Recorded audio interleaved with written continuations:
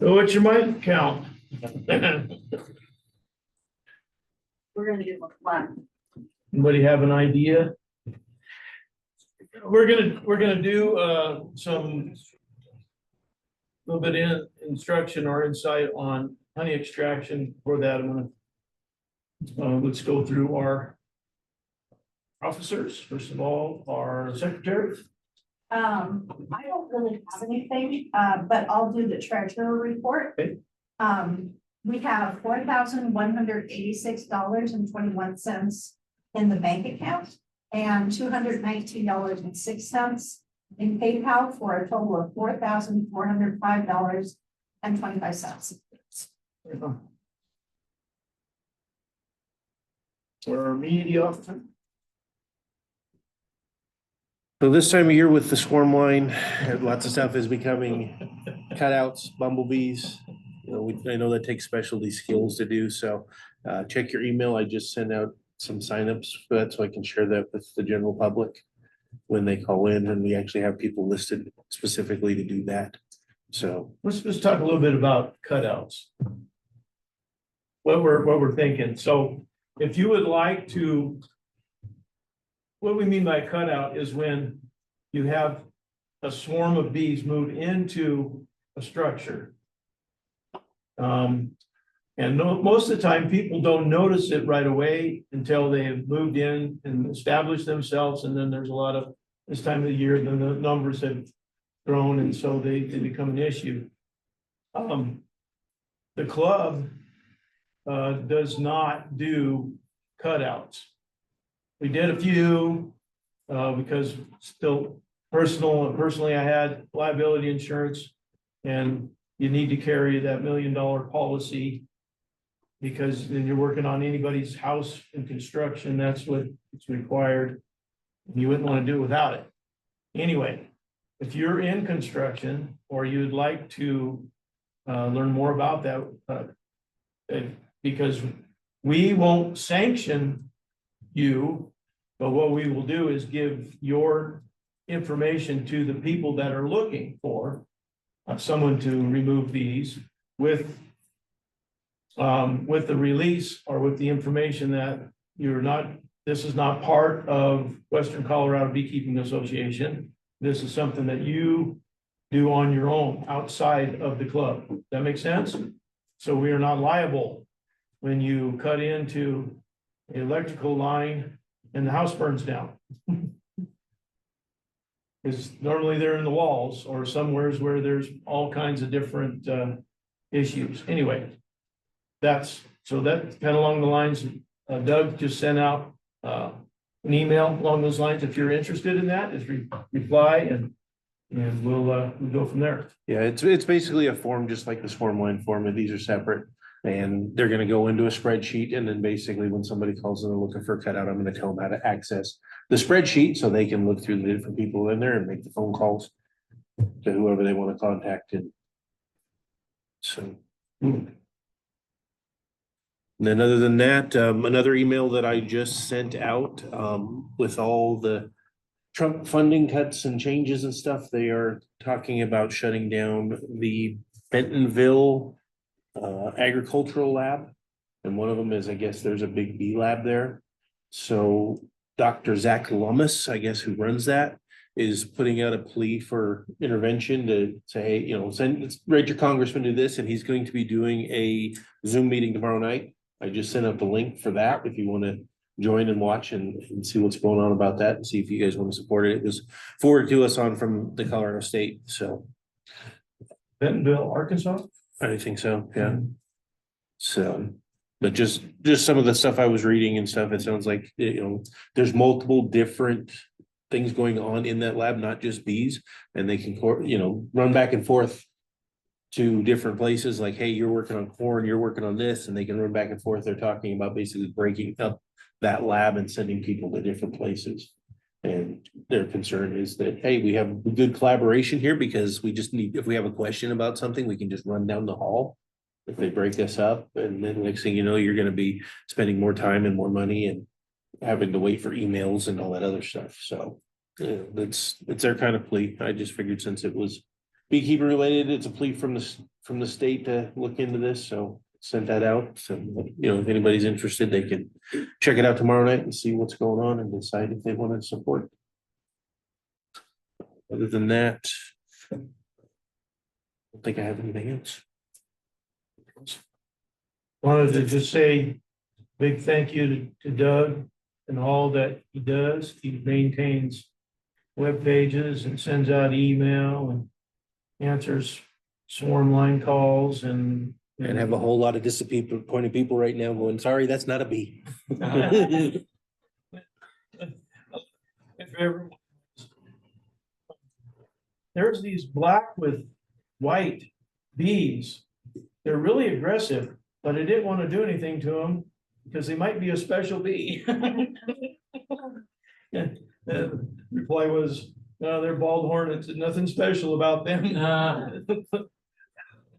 Well, I just say honeybees have a very good press agent. The general public, if they see something small, yellow and flying, it's a bee. Vice President. Next one. How can you? The only thing I have then is, Delta Beekeepers is coming Monday, the 18th. If you guys want to drive that far, 45 minutes. We have several members of this club that come and they're greatly appreciated. So if you'd like to learn a little bit more, just like we do here, come talk to me and I'll give you the time and all that, where it is and all that good stuff. Well, since Tracy did mention the election, so those are in October of this year.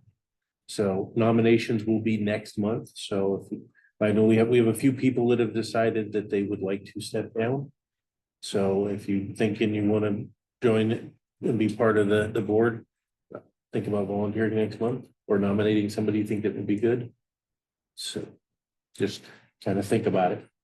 That was all the talking I was going to say, was just think about it because it's coming up. Yeah. Okey dokey. August beekeeping. This is the beginning of your year. A lot of people think, well, the beginning of the year is they come out of winter and they're building up, and then that's kind of, they made it through the winter. That's like the beginning of calendar year, the beginning of the beekeeping year, but it is August. And we're going to explain why that is the beginning of your year. What you do in this month determines whether you have bees or not in the spring. This is probably the most critical month of the year, beekeeping. By far. And there's a lot of factors that are the reason behind that. Late summer forage is hard to find. And late summer forage is also difficult because it's lacking that full complement of nutrients that the bees require to raise bee the next generation. So that is one consideration if you're looking around at what the bees can or cannot use. You'll notice that the pollen baskets have slowed way down. If there is very little bee bread that they have stored, then they're going to be up against it to try to raise that next generation. So if you have multiple hives and you're going through those hives on this inspection, note how many hives have multiple frames of bee bread. Because, and mark on however you do that in your system of reminding yourself what is where. Mark down, hey, this one has 4 frames of pollen, and that you can use one of those frames to build up a frame, a beehive that's lacking. So if you have one of your beehives doesn't have any bee bread at all, they're going to need some. They're going to need some help. So you can share the wealth. Take abundance from one and give to one hive that's lacking. So that's one of the areas that is very difficult for beekeepers. You're going to be stupid. You better be tough. Okay. Had, we had, this guy got stung in the face. Oh. We had somebody that, was asking us for help because they got stung. And beekeepers, you'll notice this time of year, they're ornery. I mean, notice your hives just got ornery. They got real ornery. And that's because they're in the dirt. When you don't have much coming in, they're gonna be on. And so when I had somebody tell me, I haven't had any problems, they've been, I don't even wear a veil, I just go in and then all of a sudden, they lit me up. I got stung 5 times in the ear before I got back to the house and they're telling me that. I said, well, this time of year, you gotta be prepared. Now, I would suggest this, they might be okay, they might still be those little gentle bees that you've been known to keep. But wear your veil to the yard, and if they're not bouncing off of you, then, take your veil off. You'll also notice after you pull the honey from them, they also get a little bit excited. And for the next week or so, they're gonna be a little bit aggressive. Normally, I tell all of my yard owners, the people that own the land that have my bees on, I said, I'll give them heads up. Had one guy that he was gonna irrigate, and he has to walk right by the yard. And and I've given him a veil. I give all my landowners a veil. So if they have to be close, whether it's mowing or working, wherever, they said, just take it with you. He said, well, I haven't had any problems until, yesterday. And I said, well, just take your veil, put it on. And then if they don't have any problems, you can take it off. But just be aware, this time of year, they get ornery. And there is that's definite reasons why. This is probably the biggest reason why August is so important. The grandparent bees that are in your hive right now. You like that? Take a while to get that one. Not too many people out there that have pictures of grandparent bees. But what I'm saying is, these are the bees that are the most important for health-wise. This affects your winter nest, the grandparents, affects the winter nest. Why is that? They're raising the bees that will raise the winter nest, the 3rd generation. This generation, they raise this next generation, which in turn raises the winter nest. And that's really easy to figure out, is just life cycle. Life cycle is what? 21 days from egg to hatch. When does the winter nest take place? When does it start? Anybody know? Have any idea? It's a little bit different throughout the nation. Depends on climate, of course. You're in Hawaii, there is no winter nest. Let's move there. Raise queens. Ours starts in October. So you have how many days between now and October? But just guess. 90. 90. Less than that. That's 60. Is it August? September.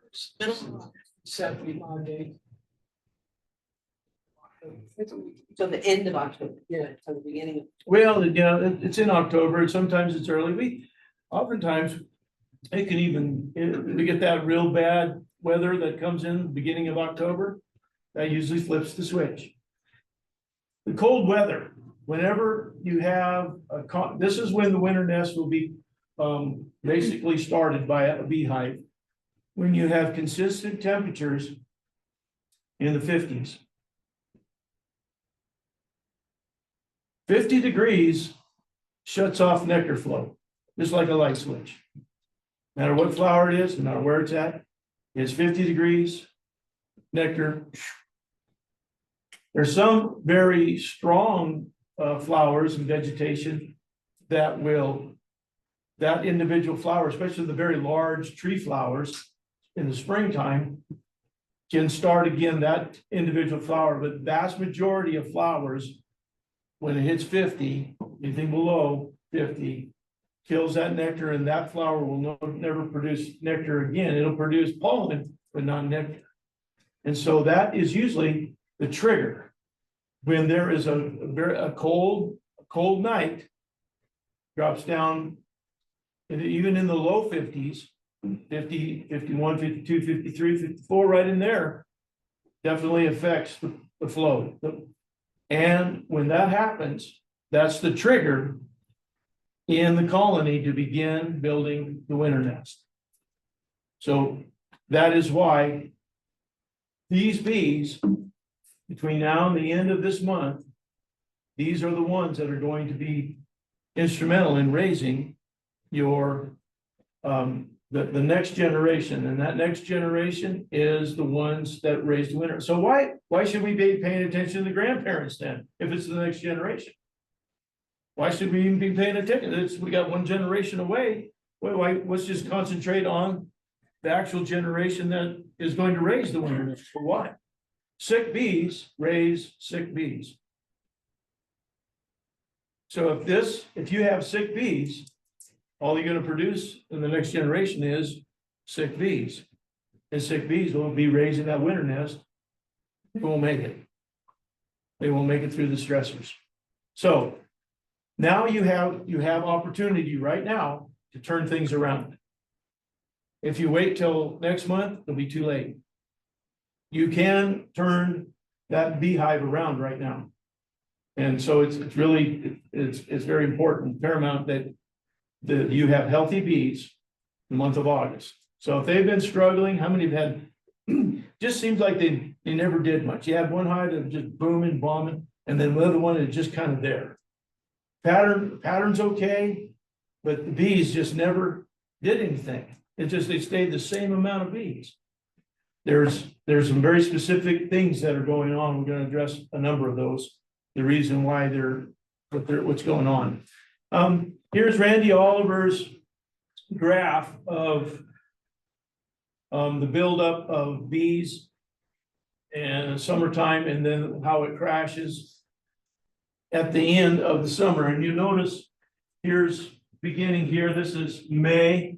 This is the huge buildup. The yellow is the bee, the number of bees here. Okay, so there is your buildup, and then in August, boom, that's when it starts dropping in August.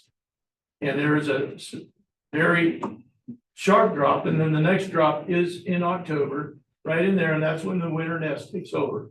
So here we're at right now, beginning of August, and your numbers are great. Your numbers are off the chart. This is the strength of the beehive. It won't get any stronger than right now, but it's about ready to tank in numbers. You're about ready to see a huge drop. Now, why is that an issue? The issue is your workers drop in numbers, but your varroa mite do not. That's why all of a sudden, people that were doing mite washes up here, you're washing ones and twos, and it didn't look like it was much of an issue, much of a problem. Then all of a sudden, after the huge drop, and you'll notice where all the bees go, well, that's what happens every year. This is a normal cycle of the beehive.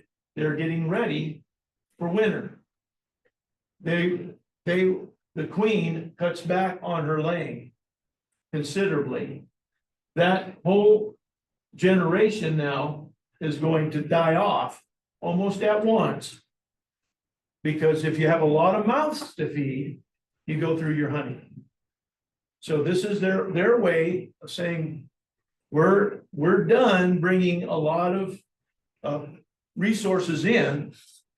A lot of times there's no more resources out there to bring in, and that triggers that sensation where all the workers down, and we're talking, as you can see, that those in the thousands, you're going from anywhere from that 40 to 60,000, and you drop way back down to 20,000 at the beginning of September, and then September it drops down in the 15 to 10,000, 15,000 right there, that carry through the winter nest throughout the winter. So any questions so far? Do you all understand what this is and what's happening? This is what's going on in your beehive right now. So you have great numbers. Now don't get freaked out when all of a sudden they're gone. where'd they all go? That last inspection, I couldn't even pull a frame and I was getting just bees all over, and all of a sudden now I'm down to just a. One box of bees. Well, that's what they're doing. They are getting ready for the winter. Now, like I said, mite load all of a sudden exponentially got a lot worse. Why? Because like I said, the bees numbers dropped, the mites did not. And so now you have a lot more mites to contend with per bee. It's per bee, okay? Before there might have been that three per 100. Now, most of these are gone. Those mites now are affecting those that are left. The 1/3 of bees that are left. So this is why it's important to make sure your mite load is in check. How many have been using the oxalic acid extended sponges? Okay, have you done, those of you that are using the sponges, how many have done mite wash in the last week or so? And I think, and I'm gonna have Tyler just describe here in a minute what he's been going through. And what we did to turn it around because we had to. Okay. So anyway, so do a mite wash now that you've had those. And you probably want to refresh them. If they've been on for 3 months, you probably want to, especially if they're dried out. The efficacy of that oxalic acid is if there's actually moisture in it. And so if they're all dried out, probably didn't have enough oxalic acid mixture in the sponge to begin with. And so that's why and it's time to refresh them, put new ones on, okay? And if you need help with that, Doug will answer all those questions. Won't be the first time. Okay, but you might count. That's something that you need to know. Here is a mite wash kit. Those of you that, this is using alcohol, but now you can use Dawn dish soap detergent, and it's 1 teaspoon per gallon. 1 to 2 tablespoons per gallon of water. Okay, and it does the same thing. The only issue with that is that it really suds up your mite wash. Little jar, whether you use a jar or use the Varroa check. I don't know what, there's a bunch of different ones out there. I use Varroa check. I still use alcohol because I bought like 5 cases of it when COVID was going on and we couldn't get it, and I finally got a source, and so I bought a bunch. So I still have some left. Okay, fall mite treatment. So if you have any kind of mite load at all, this is important to keep your mites in check.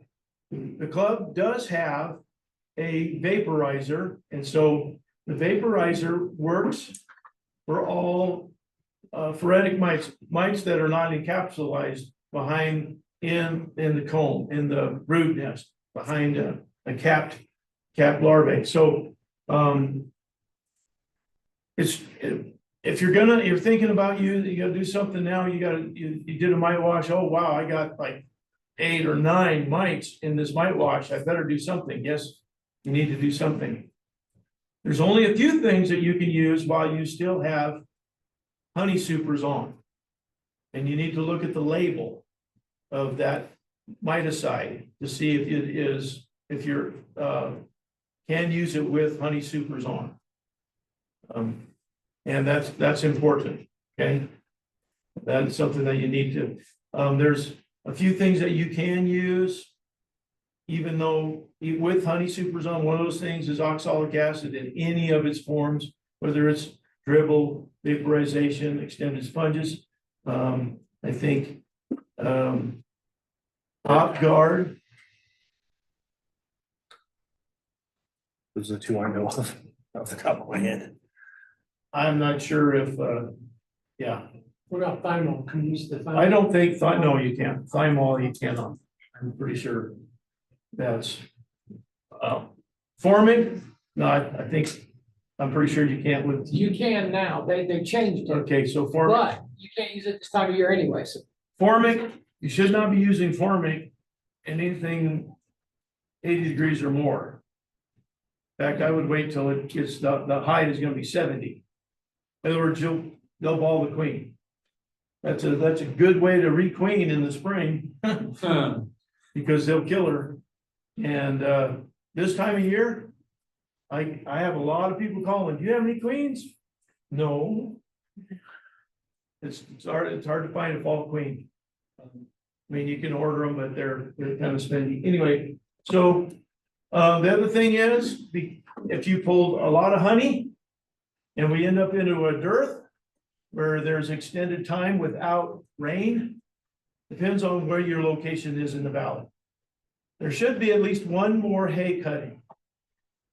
Some farmers might get two. And that means the last hay cutting in the valley, they let it bloom. And this is really good to build your colonies that you took all their honey. So this is what I tell a few people. You've got to be on top of it if you're going to do this. You can take a few frames from the deeps. I would say that not the bottom brood chamber, but the top deep. If you have more than 4, so 2 and 2, and say they come in like, you've got like 6 or 8 of those frames in that top. You can take a couple, 2, 3 out of there and extract those, put those, after you extract them, put those frames right back in so they can clean them up. But if your hive hasn't had a lot of strength till just recently, they haven't brought in a lot of resources.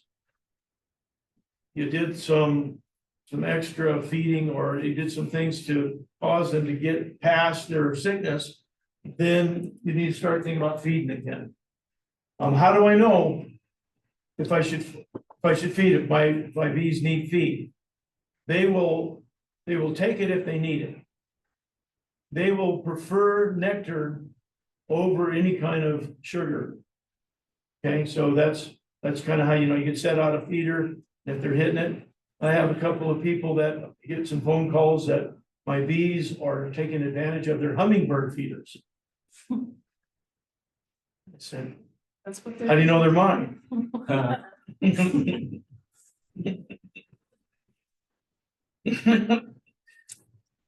So you looked at, you got a Mac Mountain right across there. That's one of your bees, man.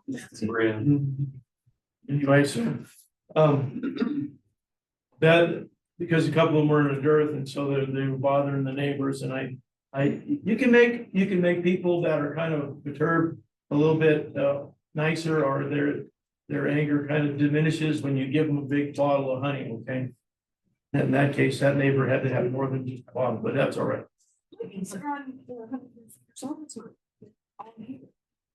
Yeah. Spring through. Yeah. Yeah, that doesn't mean anything. That's what I was saying, but they didn't believe me, so okay. Anyway, that's the couple of feeders. We talked about those different types of feeder, frame feeder, there's entrance feeder, you just stick it into, there's a bucket on the top, and then there's That looks like one that's just around these. this one here. Yes. Well, that is basically one of those poultry waterers. And basically you can use that, but you need to put gravel or something down there where they won't drown. We put rocks in ours. So that, they do work really good. For open feeding, I've used them. Okay, gut health. Your bees are looking a little bit sluggish, then there are some things that in the fall, you can give them some supplements to really turn them around. Either one of these things help. The Super DFM is kind of the new kid on the block. It is basically game changer for a lot of people. And then the old Mellifera Boost, we've been using that for years and years and years, and we still do both. Don't do both at the same time. Okay, read the instructions. The instructions will tell you how much and where to put it, how often. Okay, yeah. Yes, neither one of these, you cannot do these with supers on. So neither one of these, this is after, if you haven't extracted your honey yet, you probably this month would be a good time to do that. And the reason why is because, well, you got to know where your bees are at. You know, it's really hard to do an inspection, a deep inspection, when you're moving, 5, 6 boxes of honey. Got that many boxes of honey? Okay. One hive, it's from name mistake. You want to hang on to that one? Okay, yeah, So if. Yeah. Early in the year, and then you're saying do it again in the fall? yes, yes, And yes. then so basically do it like twice a year? I do it as needed. If I got a hive that's struggling in the middle of the summer.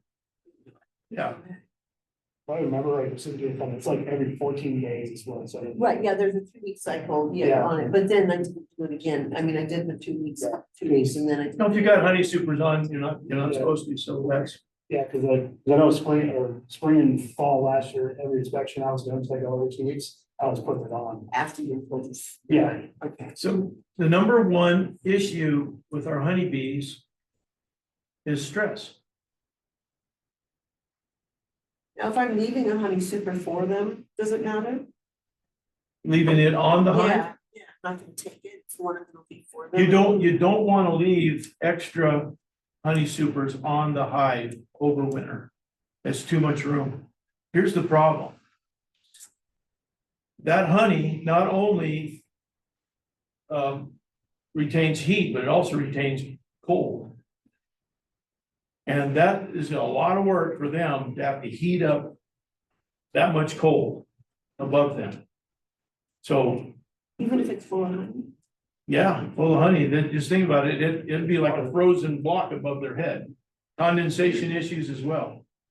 Look at the packs like you have in your freezer, they're hot and cold. Mhm. When you put it in the microwave, heat it up, put it on your shoulder, you take it off the shoulder, put it in the refrigerator, and freeze it, put it on your ankle. That's exactly what that honey's doing in the soup. If you ever heard of people have a cathedral ceiling in their house, and they talk about the winter, they have a terrible time keeping it hot down here, because all the heat goes up, it's the same thing. Same thing, that super up there, all that heat's going up there. So it's much more difficult, but you're thinking, well, I would like to make sure they have enough food. Make the 2 boxes, the 2 deeps, that's where you wanna, because that's designed. The depth and how they operate, that's designed for them to move around and have enough food below. So really, there's that extra supers is a hive killer. Yeah, that's so, the idea is great. The idea is, well, we got more food, right? And give them more, and so I want to make sure they don't run out of food. But again, the issue is just that it's extra space that they have to heat. So they'll go through more food, more of their stores, trying to heat that lid. And again, there's condensation issues because hot, and cold. They're trying to produce heat, and that's like a frozen brick up there. Because of all, literally, honey holds cold as well as heat. But anyway, gut health, these things here, that would be something that you want to invest in. Most of you, if you've already bought that, then think about after you get your honey off, then start working on that. Again, your bees this month. Like I said, the number one problem, the number one issue in our colonies is stress. So the stressors, of course, are the varroa. The varroa causes stress. And any of the viruses that bring more stress. So anything that you can alleviate stress, that'll help them. Because right now they're stressed because there's not a lot of stores out there. There's this August dearth is happening. A lot of the farmers, I noticed just in the yards I was at today, they're not watering. They haven't watered for a while, and so even though there might be some hay that is in bloom, the hay is not throwing much because it's dry. And there is very little rain, so all of the ditch banks, the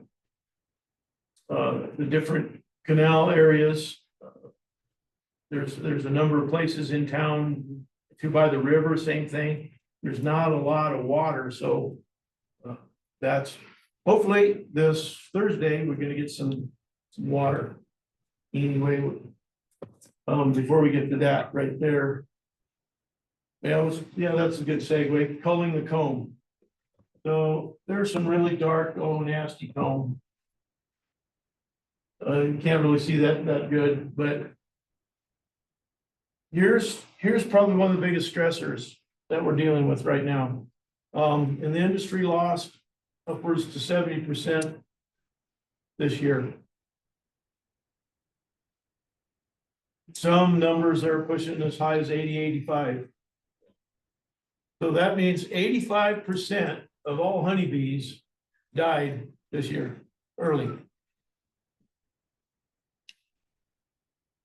That's a lot.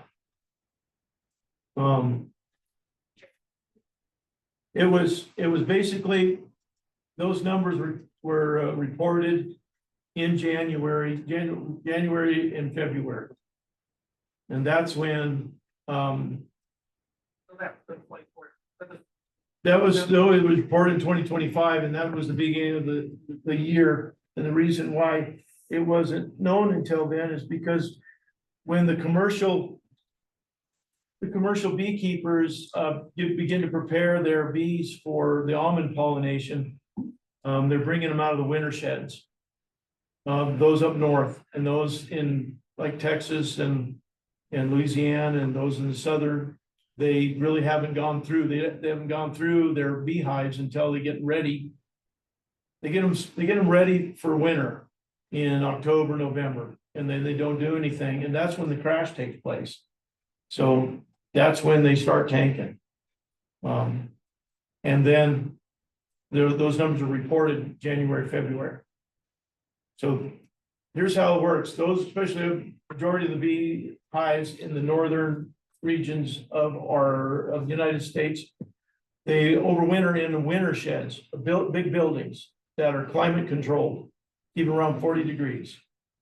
And when they're pulling them out in January, they don't go through them because it's still cold. They just load them on semis and they truck them to California. They're unloaded in California, and then they go through them. And that's when they start finding all these dead outs. So California was not the reason. They were dead across the United States. They just didn't know it until they got them to California, shipping whole truckloads of dead bees, which is kind of expensive, $6 a mile. That's what they charge all bee haulers, $6 a mile. So for me, it's $6,000 one way, one truck. So you don't want to haul dead bees. Anyway, so what happened? And some said, well, and the early reports were there was a really high mite count. There was mites again, and Amitraz was not working. The mites were becoming resistant to Amitraz. The company that makes the miticide for beekeepers is called Apivar. The active ingredient in Apivar is Amitraz. That's the chemical. And so Amitraz, but I know most of the people I know, and it's that huge group of we've strayed away from Amitraz now this is like the 5th year we haven't used Amitraz. Randy Oliver, who his mite count has been zeros all through last year. He lost 70%. First time in 25 years, he lost that many. When Randy Oliver loses, it's more than mites. It's not a mite issue, is what I'm saying. He's religious about it. And so when I was talking to Randy, I said, what's going on? What's happening? And he said, well, we don't know for sure, but we have a pretty good idea. It's neonicotinoid. Neonics is a super insecticide that has come on the scene this last 10 years. For us, Europe has banned them all across the board. All neonics are banned in Europe, in the EU, not just all across the EU. The reason why is not just because of how it works, but the residual issues. So how neonicotinoid works is that it is in the plant. The whatever plant there is, it brings it in through its roots. And so it's systemic. So whatever that plant produces, whether it is pollen or nectar, or just in its stem and in its leaves, depending on what is chewing on that plant, it's very effective. So it is touted as bee friendly because the parts per million is below the toxicology issues where it is detrimental to bees. In other words, through the levels that on one application, parts per million was low enough where it was not going to be deadly to bees. Problem with the half-life. When I'm throwing out some things here and I'm trying to explain it, half-life means how long it takes for that chemical to dissipate. Amitraz, the half-life of Amitraz is 2 weeks. In 2 weeks, Amitraz is no longer inert. It becomes inert in your hive in 2 weeks. There's residual buildup of Amitraz, but Neonics half-life is 9 years. So this is the problem. Cornell University, just because this is what a lot of people saying that it's got to be that. It's because of the buildup, the residuals buildup. Cornell University did a lot of testing. Over 1,000 beekeepers, commercial beekeepers, sent samples, bees and comb, to the university, and they tested all of these samples. Their findings came out, I think, 2 months or 3 months ago in the American Bee Journal. So they published this. This is published, and they released their findings. They found elevated levels to the point of toxicity, to the point where it's going to kill. The bees will not be able to make it. And it just begins to tank the whole hive. You can tell they're never going to get ahead. They're just dealing with something. And that is because of elevated levels. Now, we found elevated levels in the soil because how it is applied, how this insecticide is applied is through irrigation, either through drip or flood. So they'll put the neonics, whether they spray it, if they spray it on the ground, then when they water it, it goes into the soil. The roots of the plant pick it up, and then it becomes systemic in the plant. They found elevated levels in the soil, but here's the real problem. They have found elevated levels in the aquifer. So it's in the aquifer. In Texas did the same thing in 3 or 4 different places. They found elevated levels, neonics in the aquifer. They found not just in the soils, but if it's in the groundwater, not just groundwater, but in essentially the water that we drink. It's our system. And again, half-life, 9 years. If they stop spraying it now, we're dealing with this for 9 years.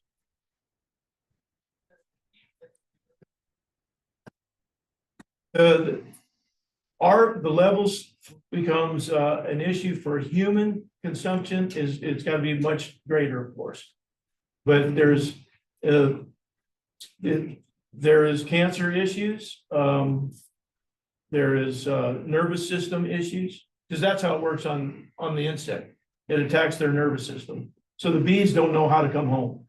They'll fly out and they get lost, and that's why those numbers never elevate.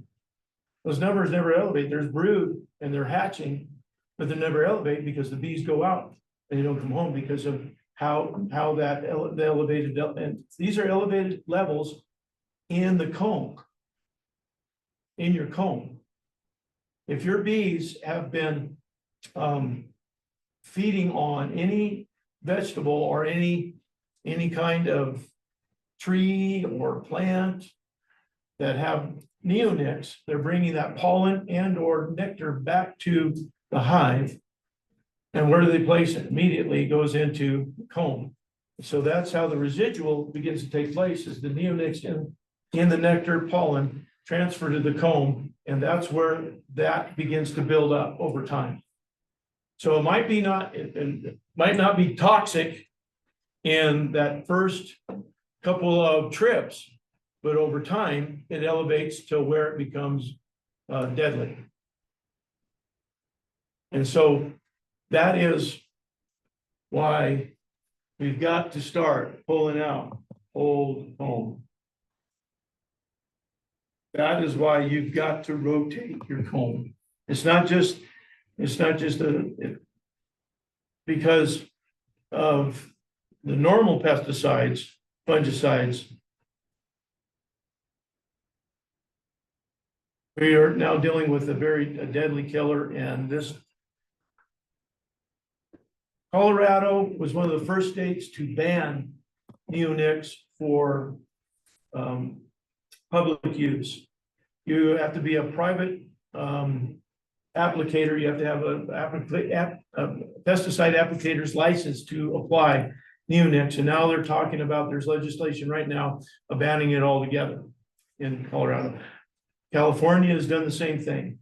There's 7 other states that are, because of this report, and now there is a class action lawsuit that is originated in Texas that against Bayer, that is the main, Bayer and Monsanto are the 2 companies that are producing neonicotinoid. So, yeah. Are there any particular crops that they're using it on, or is it more broad? I don't want to throw our good friends in Palisade under the bus, but it is normally the vineyards and your fruit, tree-borne fruit. Because that's where it's most effective. Those, and I'm not the only one that has had some real serious issues in Palisade area, East Orchard Mesa. I've talked to 2 other commercial. One of them's in right out of Silt, and he brought he pollinates cherries in town. He said it's the last year because he lost half. 2 yards I had 3 yards, and I knocked it down to 2 yards in Palisade area. And one was 3/4 and the other one was half. Whole yard, half the yard. Gone. And just no matter what I did to try to bring them back. Okay, and we do a lot. Dropping in frames of brood, requeening, hitting them with mellifera boost, super DFM, because I thought, well, the normal things that work this year didn't work. If in June they weren't turned around, they didn't make it. They just continued to tank until the truck's over there, and that's from 1 yard. There's 20 some boxes that have pulled because they're dead outs. So the ones on your truck that you're on. But to let you know, they have neonicotinoid in everything. They put it in like the tomato plants you buy from Lowe's.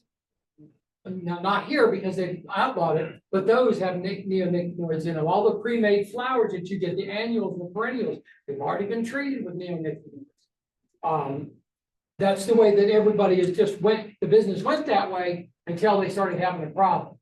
And this 9 years that he's talking about is the half-life.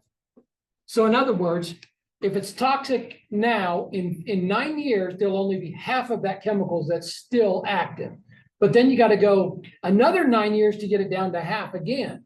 So To a quarter. Yeah, which would be a quarter because it's a half of a half. So that's why it's going to be around for a while. Well, it'll eventually all break down, but Well, 9 years after the last bit was, no, 9 years after the last thing was applied, it'll all be neutralized. So, Jason, so in the past, you kind of taught us about like looking at the color of the comb or the shape of the comb and then deciding whether to cull it out at that point. Are you saying just automatically cull out your comb now? Or? I can't tell you what you should do. I can just tell you what I'm doing. Okay. if I have a hive that is tanked like that, Pulling on. I'm pulling it. I'm not, even though it looks good, some of them have brand new frames. And if it has any of that in there, I'm just pulling and tossing it. So you're just doing that on your dead, but on like your regular If, hives, are you pulling your comb? well, I have a 3-year rotation anyway. Right, and I'm asking if you're increasing it now, are you doing like? I'm still on that 3-year, but if I'm going through it and that doesn't look good, I just pull it out. If it just doesn't look right, there's something going on, let me get rid of it. It just, and it makes a huge difference too. You can tell immediately that just turns them around because there's something in that frame that's not good. It's tanking. So anyway, Tyler, go ahead and share come on up here for a minute. If you don't mind, I'll start second. Yeah. So I had an opportunity last fall, for a new yard over in East Orchard Mesa, so I set that up this year. And, I baked most of my hives over in that particular yard, so, all summer I struggled to get those hives. Use that yard to do my, thesis with, my master's beekeeping course. So I was constantly in those hives all summer long, weighing them, evaluating them, doing everything I can. And they grew, but not like they should have, just like what Chris has been saying. They just kind of, for the most part, just plateaued, just kind of stayed there. They did have some growth. I didn't have the severity loss as Jason did. We got 2 yards that are fairly close to each other. His took more of a hit than mine, but nonetheless, they were just lethargic. And, I don't have any scientific results from what was going on in that, other than just the process of elimination of everything. Sticking out the mites are at zeros. I got a couple that are ones. It's not Nosema. I've been treating them with the different treatments through the year. And as the summer went on, I don't think I intentionally got sprayed. It wasn't like a dead out or, just a mass amount of bees are in front. But you would start to see a few more dead bees than normal. You're gonna see some where they're cleaning the hives, cleaning the dead, and that's typical. You started slowly seeing a little bit more than that. Everything that you would want is right there. I mean, you had a year-round creek, you had the Colorado River, all that within, less than a half a mile. You have all kinds of floral growth, and nothing was turning these hives around. And so I had a couple that actually went back down to singles. And so basically Jason helped me and we removed those, whole different area of the valley. And already within about a week, they slowly started changing. But again, the temperament at the beginning of the year, they started being very calm, typical beehive. But as the summer went on, they just continued to be more and more aggressive. But yet at the same time, when you're working the frame, you can see they're moving, but they're just lethargic. You know what I mean? You're just moving. They're not doing anything. So really, process elimination. The only other thing I can suspect is going to be neonics on that. But it's important that you're looking and evaluating your hives and paying attention what's going on, not just from maybe last week or 2 weeks or whatever your last inspection was, but assess as a global assessment of what's been going on throughout the whole year, what's happening in your hive, and really you need to make decisions on what you need to do to start seeing those signs. So when we first put them in there out of California, we had like 36, I believe. Yeah, it was 36 in there. I dropped down to 25. I did move some because some of them were struggling. So I thought maybe it was a competition thing with forage. And so the ones that I had moved earlier in the summer, those rebounded and they did just fine. But we ended up moving 25 at the time. There's all left. Yeah, that was left in that. So And Henri, yeah, I mean, extremely ornery. You go out and we started, I don't know what time it was, 6, 7 o'clock in the morning, and they should just be kind of just flying, but not really doing anything. And as soon as you were out of the truck, I mean, they started coming. And as soon as the forklift hit the pallet, I mean, they were out, they were ready to fight. So sick bees are like that. Sick bees are on it. The, you got ornery bees, that could be one of the reasons, more than it's dirt. So we moved them all the way down into 21 Road, and they're almost instantly, almost in a couple of days. Yep, they start turning around within just a few days. We pulled a bunch of comb, changed some stuff out as well, just trying to give them a chance. I think we're gonna turn them around. There might be one or two hives I end up ultimately losing. I still got one just staying on as a single. In fact, there's in that single, there's maybe 3, 4 at best frames of bees on there, and it's not packed by any means. And so we're going through that, and we see some eggs, but we cannot find this queen. It's like, well, there's not many frames or bees in here. How come we can't find her? And sure enough, we find her on the bottom of the board, and she's just kind of there. You know, I mean, there's some nurse bees tending to her, but she's not moving. You know, she should not be on the bottom board. She should be on the. And Jason even took like a little stick just to try to, you know, nudge her. She just kind of like, yeah.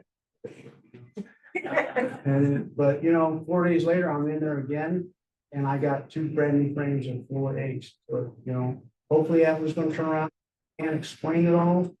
Like I said, I don't have the scientific data to say exactly that's what it is.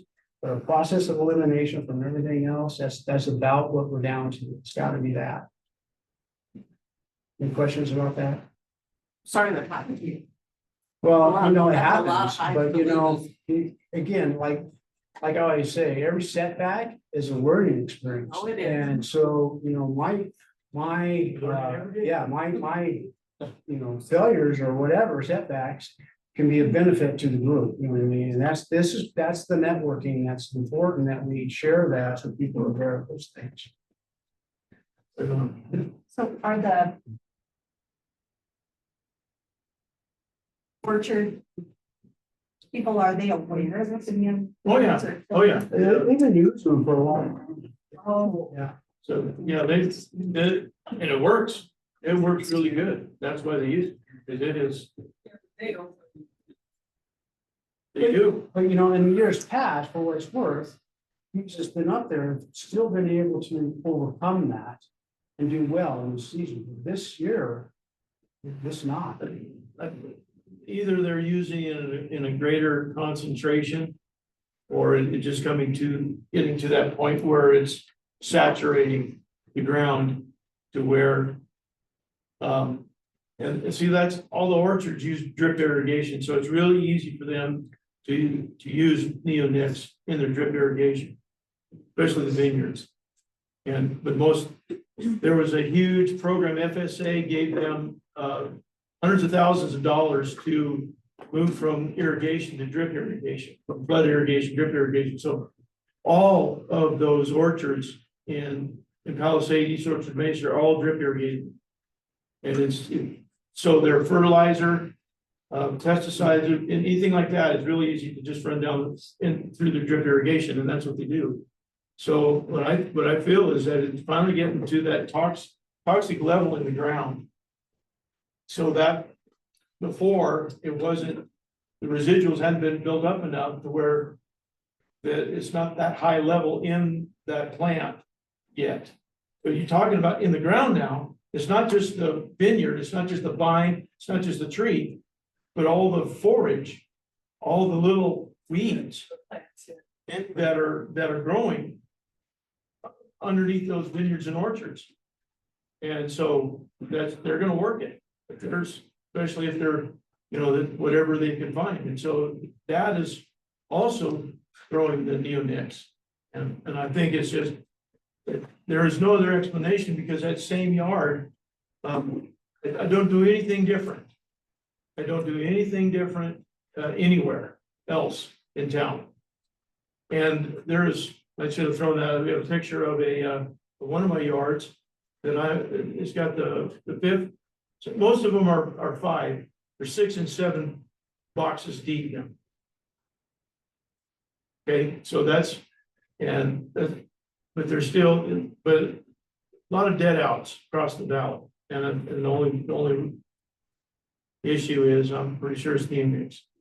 for example, so all those hives that I had a couple that finally were grown enough that I thought, okay, I think the super was on, but they never drew any honey. So, you know what I mean? And by this time of the year, and I typically run medium supers, but you know, I should have 3 to 4, if not more, medium supers on those hives. So they just, like I said, they did grow. That was some of the reason we you know, they were starting to get honey bound, so we changed some of that stuff around as well, but. Anyway, it was just problematic, you know what I mean, and trying to stay on top of that. And it was a struggle, and you know, I know what I'm doing, I've been doing it for a long time, I'm consulting with Jason as well. He's been in my boxes as well, and we're just like stumped, like, it's gotta be this, let's try that, you know, so. If it was just one or two, that's something, but it's a whole yard, the whole yard. So that, you know, it's process of elimination. If it's affecting the whole yard, it's not a queen issue. It's not mite issue. It's throwing zeros, ones and twos. And so it's not elevated levels of viral issues. Because the bees don't look like virally sick. There's no X-wing, no deformed wing. There's no paralysis issues. But so what is it? You know, it's got it, and it's not a heavy pesticide, because if you get sprayed, like aerial spray, like corn, they're spraying the corn and you get hit, well, there'll be a pile of bees right outside the front door. They'll be usually about a foot wide, 2 foot long, and nothing but a pile of bees, and that's indicative of being sprayed. And that I didn't have. So it didn't have that, so it couldn't have been like a one hit spray, which will knock them all back, but you know, sometimes they recover from that, but it's just residual of not just doing anything. There's brood pattern, queen's laying, bees are, I mean, they're all the larvae swimming, and so it's where's the bees? The brood pattern is a little spotty, it's shotgun, so there's bees are struggling. And then the real thing is we move them, and then boom, we just turn around. Yep. Here we do honey extraction, Doug's gonna go over his machine. is finger slicer. I have finger slicer, yes. It slices it, Yes. It's like the guys in the chops peel. What's a little bit? This is a really neat, I mean, you gotta look at this as a really neat thing. This is a neat thing. I found, so I expanded this year. I went from, you know, less than 10 to up to 20 plus hives. Plus I bought a new extractor, and I'm doing a 4 frame, and I'm doing everything with the basic tools Tracy's gonna show you. And I came across this online, and I'm like, this looks cool, it's expensive. Oh, what the hell, I'm gonna try it. So after doing it, couple weeks, last week, it actually works really, really good. So if you got a frame and your comb is drawn out past the wood, you literally take, slip it in the top here, slide it right down. Right in the middle, it cuts off the caps, they fall into the tank. Slide it forward. Pull it out. Any size frame. It's heated. It's Yeah, heated so too. the 2 downsides I found is, number one, it's expensive. It does require. That What is? about $450. So, but it takes 70 watts, which, and when 12 volts are busy, you need 6 amps. You gotta have pretty significant power supply. Car charger works really well. It does heat up, and I mean, we were doing it so fast. I actually had a guy from work and his family came over to help me, my son. So I was pulling frames, I was pulling boxes off. He was sliding it through. We had another thing set up with the heat gun and the other tools for anything that wasn't passed, so didn't get cut off. And we were doing basically the goal from out of the box through this, check there into the extractor, 20 minutes to do 2 boxes. So basically an average of 1 minute per frame. That includes the extraction and everything. The only problem was my son wasn't paying attention. He kept going, why is this getting so hot? Well, he was spinning it so much the honey was starting to hit here and it kept bogging down the machine. But other than that, we were kicking butt. So the only other problem with this thing is there's lots of nooks and crannies. But you can try a car wash. It is electric. There's an electrical. Yeah. I didn't burn myself on it, because it's pretty much in here. The only thing is when the guy that I worked with, when he was doing it, he got his thumbs inside and he did get nicked on one of these, but it was just a little tight, it was a tiny nick, but. Little blood, but they're heated, and I mean, as fast as he was going through them, this thing buck with it, it's not like sometimes when you use a hot knife. You only one slice, Right. and then you're stuck, and you gotta wait for it to heat back up. This thing kept, this thing on just basically a battery charger, our battery. He's alive. So, Is the heat adjustable? so, just turn, it's just on or off, so. Are you running the business? Yeah, so it's basically, this is the cap, this is, I just put the top part of the capping tank, so all the caps fell in. And normally, this is our basically, it's the same here, so all your cappings fall in there, and then this usually sits up like this. So the honey then droops through, and you can pull, you can dump the honey out the bottom, and then you just take, your cappings and whatever you want to do with them. I've been playing with, cappings and alcohol, that's kind of fun. Cappings and alcohol? Yeah, put your capping in, take your capping, put them in alcohol.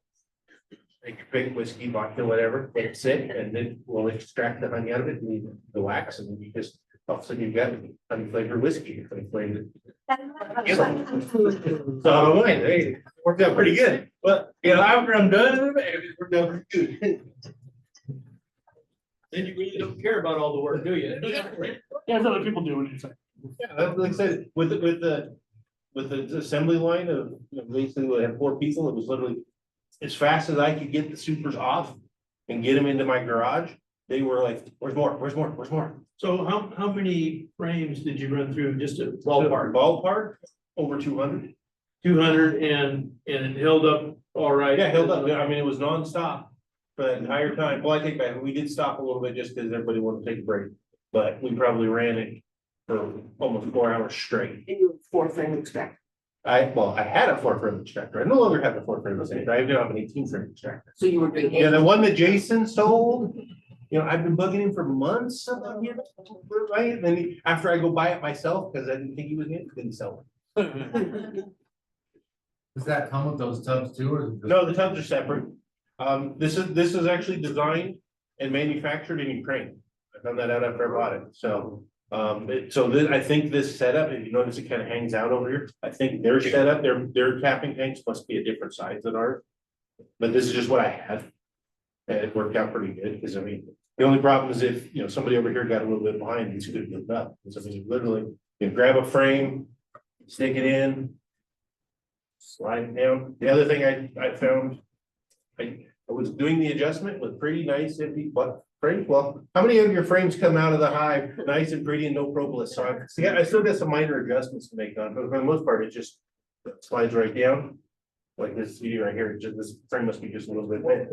Yeah, it hit that, and then you slide down, you slide it out, you grab the next one, same thing. So just a little there's adjustments on here. So before I use this again, because I tried to slow my bees down this year and I had the opposite problem. Man, I tried to slow them down this year. I gave them an entire deep of like, here, you gotta dry this out, foundation only. Like, it's gonna take 3 months. 2.5 weeks, completely drawn out and full of honey. Yeah, I don't think so. Slow down. Yeah. Sure. Yeah, so the tubs are from Man Lake, there's the honey extractor in this. I'll have to find it and I'll get the link. You got it on Amazon? I got this from eBay. They had, eBay had it, Etsy had it, places. Well, I just looked for, the honey decapper, and I saw the picture and that, so, I'll look at it. No, I bought this piece of it. So it comes like, all you have to do when you get it is you basically put the pieces together. Comes flat, put it together, stand it up, and then you got your adjustments here and here. They adjust the width between the things and like I said, as long as your honey, as long as your cappings are past the wood, this thing just knocks them right off. It does get stuck here a little bit, so you need to have something to knock it down. But for an uncapper, $400, that's a really good deal for. I'd say if you got less than 10 hives, it's probably not worth it, but if you got more than 10 hives or you're doing more than boxes, A Cowan uncapper is right at 20,000, so Yeah, the only other modification. 400, not bad. Yeah. Just tie wrap the stuff to keep, make sure I kept the wires out of the way and then hook it up, like I said, it's just. You know, it does take, you can't just hook it up to, you know, any transformer, you need something. It's not an outlet type of Yeah, thing, it's it's not. either 12 or 24 volts. So if you were saying you used a I just use a Like battery a- car charger for it. hard charger Yeah, so- battery, okay, It worked, so. cool. You have to clean any of your side, bars off? You? Here? The stuff will build No, up did you have to here. like put these on? A few of Lenses them, will build yeah, up. a few of them I did, and if you get up here, I'll leave this up there for later, you can kind of see it. Residual stuff they've got on the propolis and some wax. It does heat it up pretty good, so I cleaned up I was in a hurry. I put this out, you know, we weren't in a dearth until just recently, whenever I'm done extracting, I always just set all my stuff out and let the bees just clean up, and as soon as you throw it out there, it's like frat party. Yeah. Well, 2 weeks went by, nothing, and so today when I got home, I mad dashed to clean this, and then that's when they're in my extractor cleaning out all the residual honey. Like, come on, girls, I needed this a week ago. So. Any other quick questions on this? Just gotta set it down. It's big, it's heavy. Yeah. The only other thing I did do, the only other thing I did do just to make sure it didn't shift with these holes, you can see Tracy's used that little wood on it. I did put some wire ties here too, on the back, so that this, yeah, it's like fourth, but wire ties are cheap. Yeah, they are. I'm gonna go over a little bit practice. And probably the biggest variable of this entire process is uncapping, and that has to do with how many hives you have. The more hives you have, you're gonna use a different kind of uncapping device. I have several over here, but to that I'll go over all the different ones. But if you have an extractor like this one that spins around this way, his spins this way. Okay, so it's different. So if you have a regular smaller extractor like this, when I pull a frame out of the box, the first thing I do, I set them here and I clean all these surfaces. Okay, I clean every surface I can find, because the more I can make this frame the same weight as all the other frames, the smoother that's gonna run. Okay, he doesn't have to worry about it because it's bolted down and it's a different system. So even like, you know, when they build comb out up here, I scrape all that, I scrape all this wood really good. So that when I'm done uncapping this, they weigh almost exactly the same. So that's the first step, and that only holds 9, but the one I use at home holds 20. So I put 2 boxes here and I clean all the propolis, all the wax off of them. I keep a little jug here. Propolis and yucky wax goes in the little jug, coffee can, whatever you got. And then if I scrape really nice white comb, I just throw it in here, because this is where your cappings are gonna fall in. So once I have 20 free, this bar right here has got a little screw up there. You can see that sits up there, and it's so that you can set this on here like this and spin it. That's what that little screw is for, okay? So I set that up here, and I take my knife, cut the cappings off, spin it around, cut the other side. Now, a couple things, this has to be plugged in a minute or so before you start to get it to warm up. It doesn't take long to warm up. What I like to do is plug this into one of those breaker strips that you plug into the wall. It's got a switch, and it's plugged in down there. So when I want to turn it off, I just hit the switch with my foot and it turns it off. Okay, because as soon as you're done with this, you want to turn it off, because this is going to start smoking and burning honey and it smells terrible. So anyway, you want to shut this off. As soon as you undo your last frame and you put it on this, you want to kick this off, okay? The other thing, you're going to hot knife. This may look like just a nice little tray that's there just so you have a place to put it. No, this knife is really hot. If you lay it on that table, when you go to pick it up again, there's going to be burn marks. If it's a plastic table, it'll melt right through the plastic table and will drop down on the floor. This is really hot. So that's why this is metal. And it holds it up off of the table, so you don't melt things. I have put nice black marks and things when I was in a hurry and I set it down and maybe it, kind of went like that and fell over. I had a black mark on my tables. So very important to keep this in the tray if you're going to use this. One more thing about this. This is usually absolutely perfectly shiny. The only reason why it isn't today is because I just got done extracting and I ran out of oven cleaner. People scrub and scrub and scrub and scrub on these things. Spray it with oven cleaner, turn it on, wait till the oven cleaner starts bubbling, turn it off. Take a green scratchy to it, works really well. You can get them absolutely perfect with that. So that's, you don't know how many of those I've seen. They're just nasty and people can't get them, they can't get them clean because that black gets on there and it's just hard. It is propolis that. Yeah. That's causing it. And the bird wax. Now, like I said, this is, if you have more than, I would say, 3 or 4 hives, you need to be hot enough. All the other ways that you can do it are good. If you've got 2 or 3 hives, you're fine. But if you're gonna be above that, you need to have the hot knife. I did not bring one. I have one. I'm sorry, I didn't bring, they make a regular serrated knife that looks like this, but it's not heated. And that works okay. I know people that use a regular bread knife, say it works okay. But I've also heard other people say it doesn't work real well. So I've never tried it. I can't tell you if that works, but I know they sell them. This is something I picked up a couple of years ago for about $10. It looks really cool. And this is designed to pull along your comb this way. And it just pulls the cappings off. And I found that you really got to pull. It's not easy to pull this thing across there. And so I would rate this as like an F. This would be the worst thing. I would never buy one. This is the worst thing I ever bought. The only reason why it's still around is because when I teach people, I show it, people say, don't use that. Still shiny too. Yeah. I use this for a lot of years. And this works really good, especially if you've got 3 or 4 or 5 hives. And you just, all it does is heat up the wax on the cappings and perforates them. If you've got really nice white dry cappings on here, it works perfect. It just looks like it erases. It's really nice.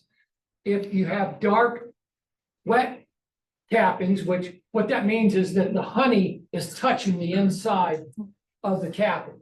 A dry capping, there's a little air bubble in there and it's not touching, the wax is not touching the cappings, okay? Why they do one or the other, they've never figured it out. Some bees like to do one, some bees like to do the other.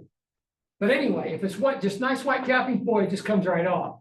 If it's dark cappings, what you have to do is get it melted good and then set this down really quick and get the capping scraper and make some pull because the wax is cooling down. You got to kind of catch it real quick. So anyway, you can do it like that. This is very effective if you don't want to spend, what are these now, about 140, 150 bucks, something like that. This does work well, especially if you have white cappings. I don't even know if they sell these anymore, do they? This is called the cappings planer. I've seen them still. And you pull, see how that copper part sticks out? And you pull it down along here. It's heavy and it's bulky and it's hard to use. It works just fine, but it's just heavy and bulky and hard to use. So I don't ever use it. And it's easy to dig in. Yeah. So you don't have a nice. Yeah, whereas this is touching both wood and wood, and so you're not digging in. And severance knife like you have heater, Yeah, it's plug in. I use one of those serrated knives. I have a propane torch. That I have set, and I just run it down that. get it warm and Okay, that would work. But see how this is, it doesn't go on the wood. So like you said, you can dig in awful easy with this. And so anyway, I got this in a deal where I bought somebody's whole program, everything they had, and it doesn't really work. And there again, the only reason why it hasn't been thrown in the trash is because I like to show it to people that this is what not to use. So those two we don't use. This one, I use this for probably 4, 5, 6 years, and it seemed to do okay. Until I bought somebody out that had a hot knife, and then, now, here's one thing I've asked a lot of people, and nobody can ever tell me, maybe, what is that screw for? Nobody can tell me what that is, but I'm thinking it might be a temperature setting. And it's set at the factory, but I don't know. Mine doesn't have a screw. Yeah, some of them have screws, some of them don't. So anyway, and it's got a set screw on it. It's got a screw and then it's got a nut at the bottom. So it's like you unscrew the screw and you can get this, you know. I don't know what it's for, but it's there. But it's there. So anyway. So like I said, the biggest thing you're gonna do, if you have more hives than that, you can go to something like this. There again, you're going from this one right here is $50. This one's 140, 150. This one is how much you say, 400? I just looked it up on Amazon, it's $4.99. Or no, so it's $500. It's gone up $50 since I bought it 3 months ago. And you can go to a commercial capper, which I think some of the cheaper ones that you have to hand crank are down in the $1,200, $1,500 range, something like that. So that's the biggest variable is how you uncap, okay?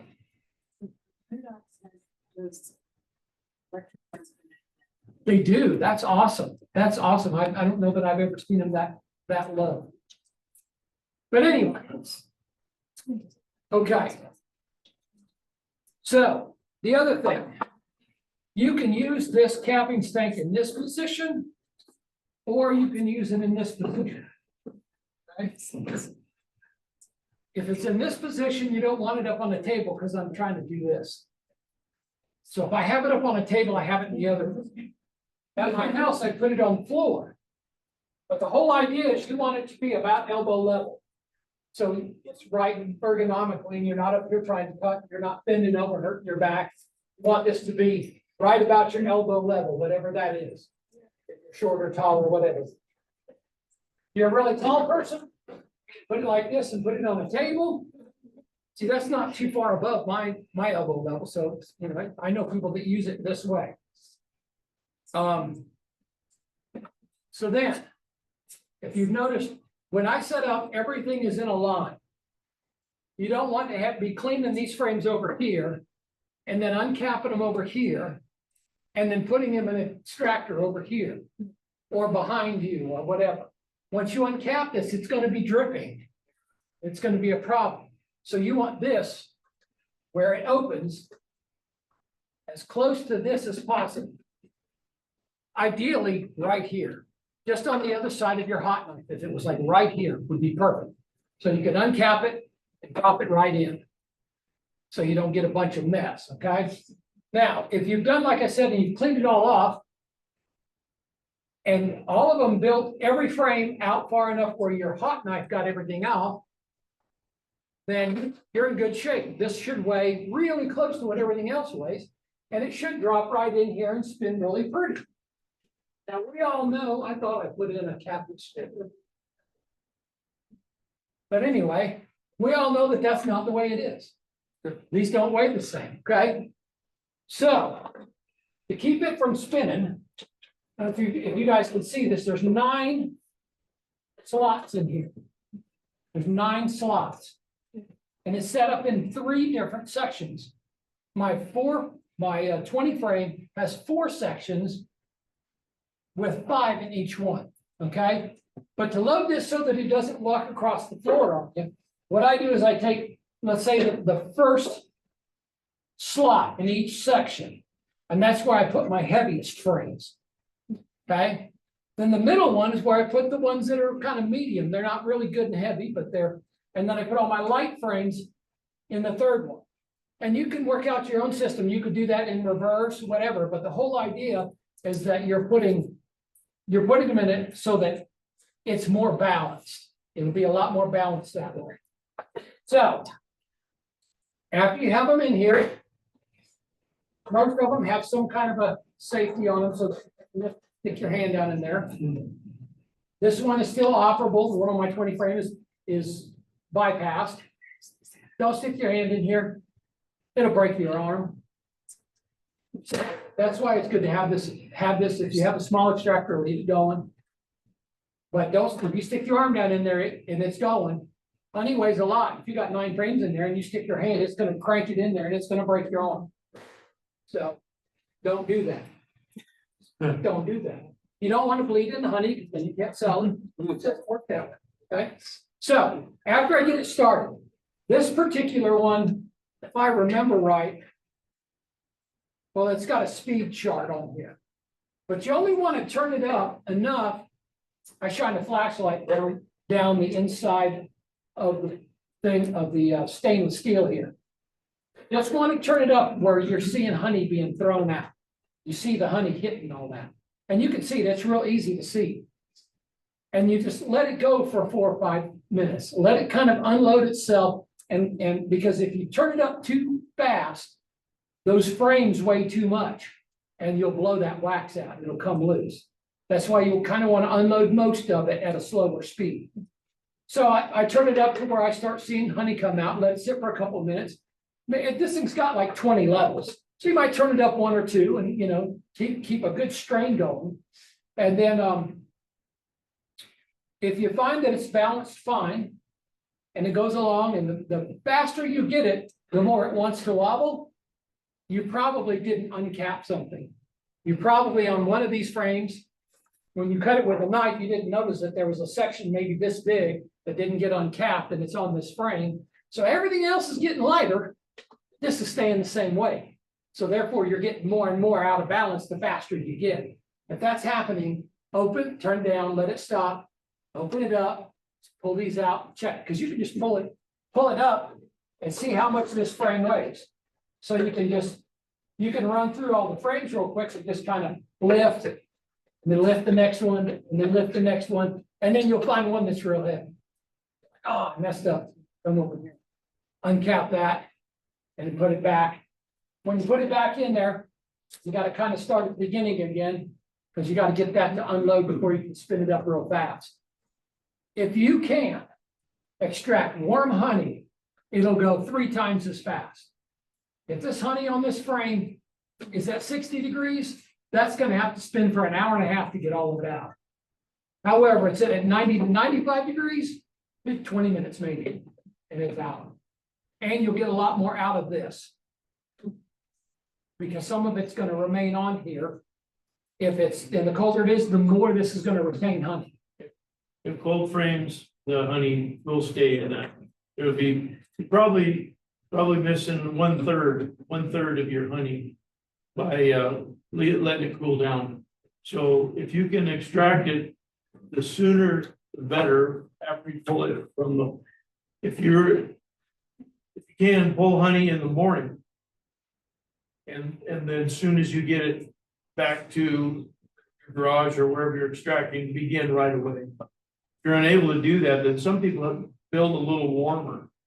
You can go get some 1-inch foam board, like 4x8 sheet, cut it to where it makes a box, and go to a Burdock's or Branch Right and get a warming lamp and situated in there, so it just keeps it warm. You don't want to get too warm. Anything over that 120, well, it starts running onto the floor. When I warm them up, right there in the box. 90 to 95 degrees seems to work really nice. If you get it above that, the wax starts losing its strength. And so then you spin it and it can blow out. Right off. So what I did is I have a burned out Chester freezer. And so I put the boxes down in there, and I took an old chicken, an egg incubator that my brother-in-law had. I took the element out of that and I dropped it down in there, and it's adjustable. So I can get it at 95 degrees. I can get 5 boxes in it, and I can leave it overnight, and I come down all that, it's at 92 degrees and I can extract it. It works really nice. If you don't have all of that, the other thing I do, and I try to do this just because it's easier. I stack it on my concrete out back to get sun all day long. And then I wait till 3, 4 o'clock to start extracting. Works really well. Works because it's been like now, it's been 95, 100 degrees every day and the sun's beating on it. Well, it might be hot outside, but if it's 1 o'clock, that heat has soaked into all this honey. So I wait till Center frames are gonna be. So I wait till 3 or 4 o'clock, and then I extract them all before it gets dark. So that works really well. The best way is just to extract it. The sooner the better when you pull off the hive. Mhm. So if you can plan that day in the morning, Say, well, I'm gonna, because even though it might be only 60 degrees outside early in the morning, that honey's still gonna be 90 degrees because it's on the hive. So you take that and then bring it in to the place where it's warm and then start right away. And you don't have to pull all the boxes at once. Especially if your hives are in your backyard, you can just pull one box at a time. That way you pull one box, extract it, go back, get the next box, and that way it stays warm. Yeah. Because that's the process. It takes a while. The uncapping is the bottleneck. And it might take you an hour to go through that box. Well, in 1 hour, that honey is already cooled down 10 degrees, 10, 15 degrees. So if you can, now that's ideal, but everybody can't do that.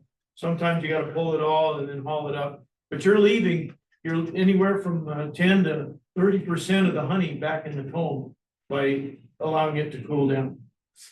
Yeah, I can't do that because my beehives are 23 miles away from my home.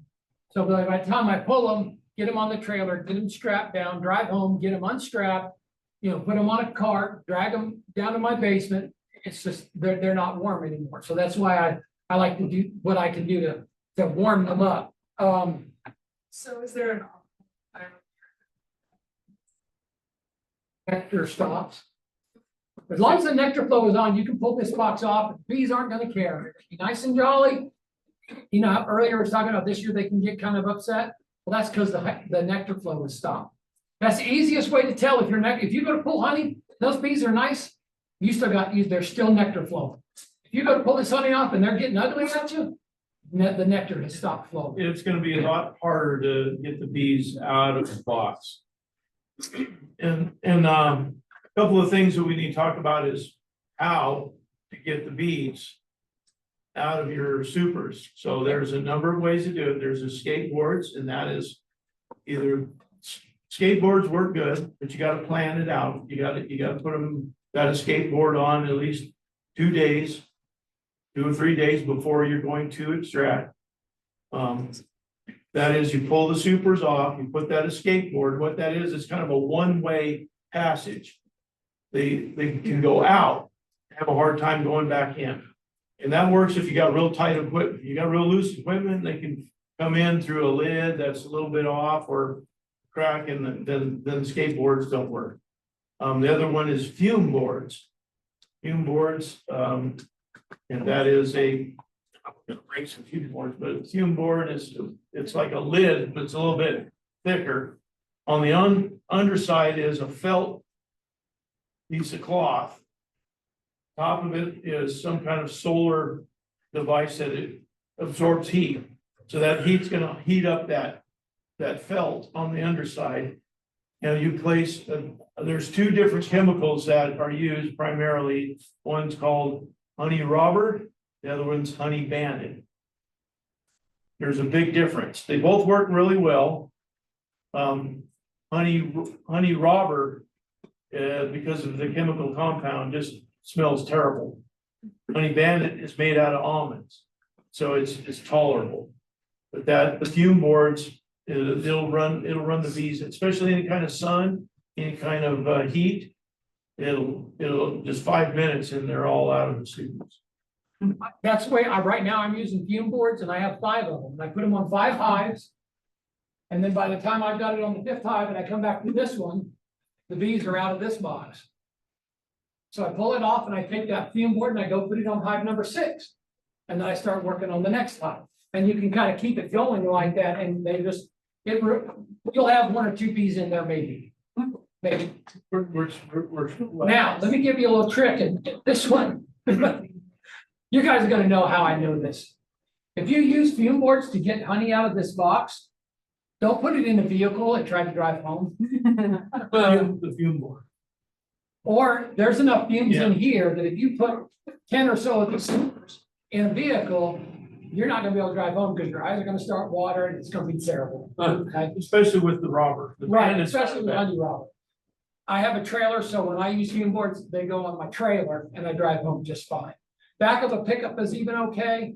And I have the one that smells really nasty. And sometimes even it smells so bad But the next day, when I go to pull that top box off from my deck that's been sitting out there all day, it still stinks. So it's pretty bad smelling. It's pretty bad smelling. But it's just. No, it doesn't. It's just a smell and it dissipates and it's fine. It doesn't hurt the bees at all. It's not poison. It just smells bad. It smells kind of, some of it smells a little bit like ammonia. And it just stinks so bad that they come out. That's all. One of the tricks that you can do if you have an extra box, and it seems to make it work better if you want to do this. This is a honey super full of bees. Take it off and set it down over here. Take another empty super, put on the hive. Put this back on top of the empty super and then the fume board. Then the bees have plenty of room to go down. They go right down into your other super without a problem. That also keeps them from, I did only one happen to me this time, but you go around to the front and it looks like they're bearding and they're hanging this far out the front just because their house smells so bad they don't want to be in there. So it doesn't disrupt them as bad if you do that. It's non-toxic. It doesn't affect the bees and or will it taint the honey? I think something that is lovely of a smell would have a problem, but it doesn't. It just smells them. Another way people will do, is take a leaf blower. Blow them off the frame and they shoot 30 feet out that way. Not something that I would be fond of. I would think would break their wings if you'd have a problem, but people do that. They make a machine that's a 3.5 horsepower Briggs and Stratton hooked up to a blower with a long hose, and you can blow them off. And I had one of those, but I gave it away because I didn't like it. One of those things where I bought out somebody's operation and it was brand new sitting in the shed. I got it, but I gave it away because I didn't like the operation of it anyway. The other one you can do, a bee brush. Pull it up. If you've only got, let's say this isn't full, you're gonna take 5 frames out of here because they're money. Just take your bee brush, hold it down in here and kind of brush the bees down back into the box. And then take this frame and put it in another box. That works if you're doing small scale, 1 box, 2 boxes, whatever. That works pretty good. That's how if you only got 1 or 2 hives, that's kind of, if you don't want to buy anything, that works pretty good. I've been using my old meat boxes. Just take the frame out, take the brush, and come off, put it in the meat box, and then you take the meat box. Yeah. And keep Yeah. it warm. And, When you brush the bees off of this, or however you get the bees out of this box, when you go to set it over here, make sure it's sitting like on an inner cover where they can't get up from the bottom, and make sure it's covered, because if you set it over here in September, it's gonna fill right back up with bees. Because you're gonna try to get robbing off of it. So when I do brush bees, because maybe I don't have a lot, my wife goes with me. She sits over here, and I brush the bees off and I hand it to her. She removes the lid, drops it in there and puts the lid back on. And we just go through the hives like that. The honey bandit, like the nice going on is the one I have, but if you get tagged or stung and you spray that area, they leave you alone. They're not Yeah, trying Yeah, to, I'm not spraying that on me. yeah. no, it's the nicer one, but yeah. If you get stung, smoke it. Just use your smoker and smoke it. That'll mask, because when you get stung, they emit a pheromone that says sting here, sting here. So you're gonna keep getting stung there. So take your smoker and just smoke it real good and then you can be done. My wife likes to take her hive tool and dig just a little bit of honey out and rub it on there. Just stick it on there like that. Because honey, we all know, likes to draw in moisture. So it does pull a little bit of the poison back out. So she swears by it. She says it stops the itching and stuff. I'm not so sure about that, but I could see with the honey pulling some of the venom out that it could make it, not itch quite as much. So, it's different way of doing it. Okay, any questions on uncapping? Anyway, and you see this has got a gate on it. When I'm done, I have the bucket down there. And I put something under this side of it. And open the gate and leave it all night. And the honey drains out of this. And then you can wash your cappings, put it out for the bees, whatever. The bees, if you just set this outside, bees, wasps, hornets, ants, everything in the world will come in here and eat all that honey up. And then you got nice clean wax. I like to fill it full of water and drain it, fill it full of water and drain it a second time. And then I throw it in the wax. That's how I like to do it out of this box right here. But the things that'll make it easy is having this at the right level, so you're not doing this or you're not doing this for your back, and having everything in a line, an ergonomic line, where you're going from one to the other, and this being as close to this as possible. That's the things that make it so much easier for you to extract. Any questions? Do you have any kind of a counterweight or screwed it down to plywood or anything like that? I do have a base for this one, but also I put one on. Oh, that's all right. I took just chair like you put underneath the bottom of a chair that, you know, to keep you from scuffing your floors. And I got the one that matched the size of my feet, and they were about that tall, and I cut them off and put it up under there. So this rubber helps considerably.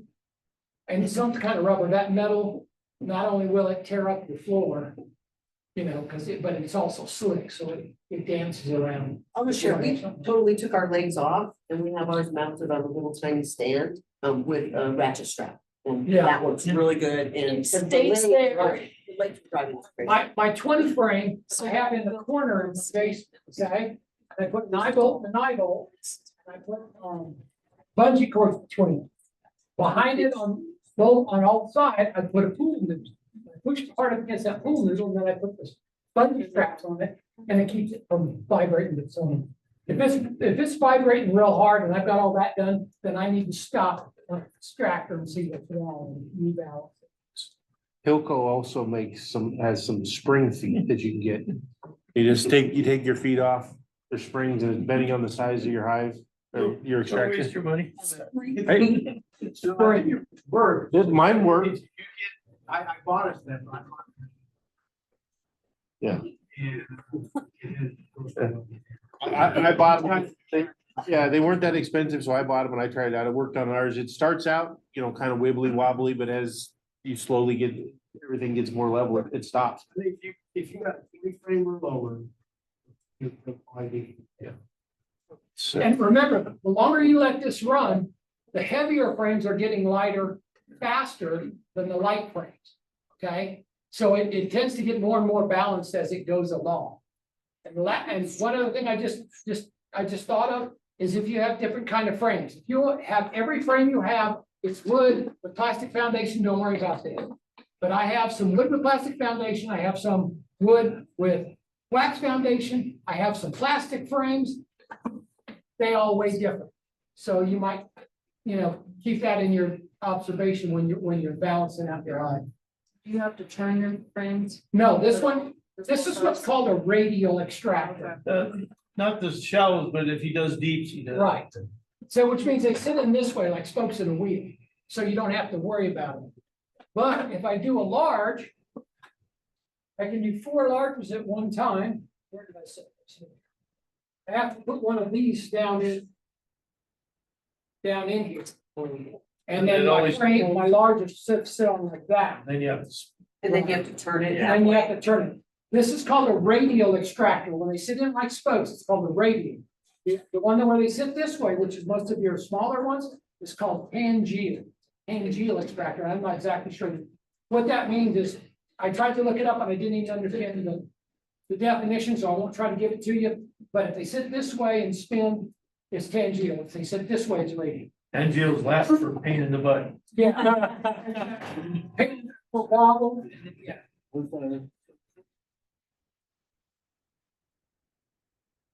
Just tools and stuff to get the propolis on it. Is there something that makes it easier to clean those? First thing, if you can get it real cold, it'll tend to like pop off. That works real well.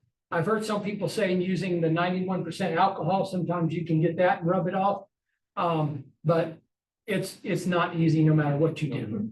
So the nature of propolis is sap of trees, so it's like the same thing, whatever will move sap. So mineral spirits will cut it.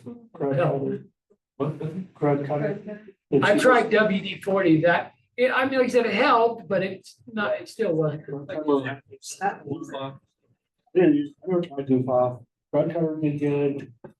Super Clean did all right, it was a film, so I used that once and. Anything you use like that, of course, you're gonna have to wash it Yeah, in soap yeah, you water gotta- before you. Yeah, like clean off the cleaners. Yeah, and More nothing, clean, but the, yeah, you know. and nothing really works good, but some things work.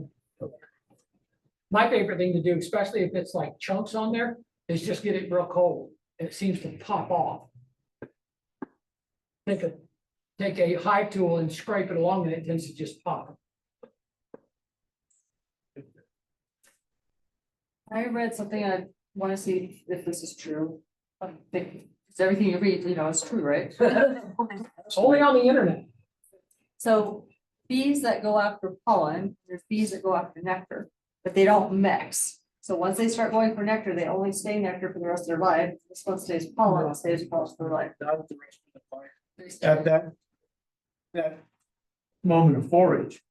Once a bee is foraging for pollen, that's all she will do.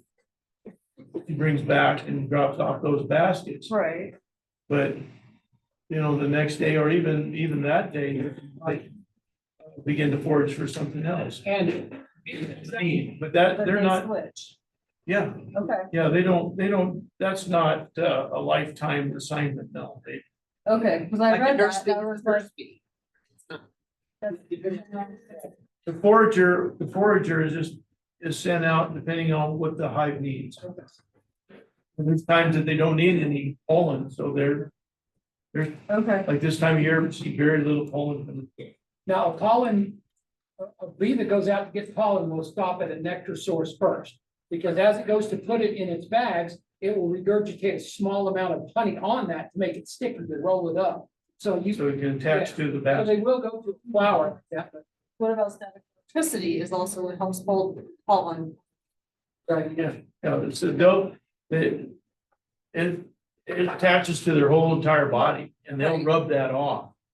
When they're creating that basket, they're creating the pollen ball, but Well, you know that almost any insect will pollinate, mosquitoes, wasps, hornets. What makes a European honeybee 95% more efficient in pollinating than those other species is its hair. So when it flies and it gets all that static electricity, everything just sticks to it. Whereas that doesn't happen with a hornet or with a mosquito or anything like that. Well, you're gonna let us know if it's your stuff. Sure, Yeah, sure, yeah. I'll leave it. Yep. Any other questions?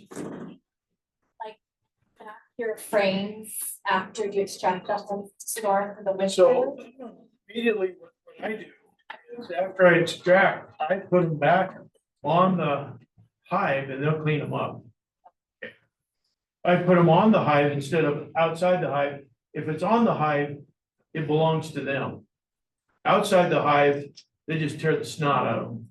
So a lot of people say, well, are you worried about them putting more honey back in that frame? That will happen a few times, but not so much during this time of year. They're putting it to use or putting it down below. So, and go ahead and tell them what you do, which is a And good yeah, idea. as a hobbyist, now he's got migratory minutes. Have any. But if this is a wet super, what you want to do, is go back out to the hive. You want to take the telescoping cover off, leave the inner cover in place. Make sure that hole is open. Put your wet super on top of the inner cover. And it doesn't drip down. Well, the bees don't look at this as their hive because you gotta go through a small hole to get up to. Now, they'll smell the honey, they'll come up and clean it up, but they won't see it as their house. Or so they don't put honey back in. Yeah, they won't store it up there. 2 to 3 days is all. If you leave it on there, then you can get the possibility that they'll start coming up there. Probably won't happen, but I've had people after about 3 days where the bees then want to stay up there. So 2 to 3 days, come back out, you can take it back off, and just put your telescoping cover right back down. Now, and then after they clean it up, then you want to store them. And store them in a cool, dry place. You can find such a thing in August.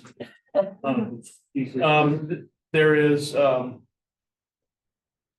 lot of questions of what do I worry about wax moth? Wax moth will not usually go through honey supers if that's all they were ever just always honey supers. If there's any pollen, then yeah, that's attracting wax or the cocoon. So if any of those frames have been laid in, like they're in the past, that they had brood in them, then that attracts wax moth as well. So you can stack them on top of each other and put a chemical called Paramoth.